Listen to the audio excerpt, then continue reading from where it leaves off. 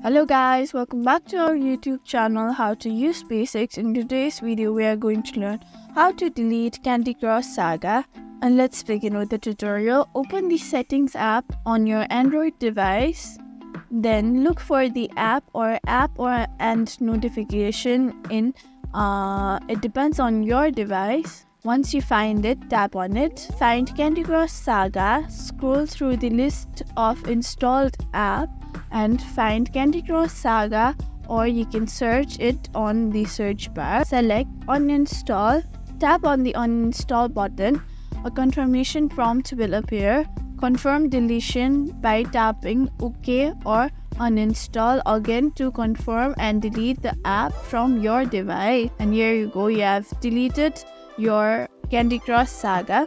Thank you for watching this video. Make sure you like, share and subscribe to our YouTube channel for more such content.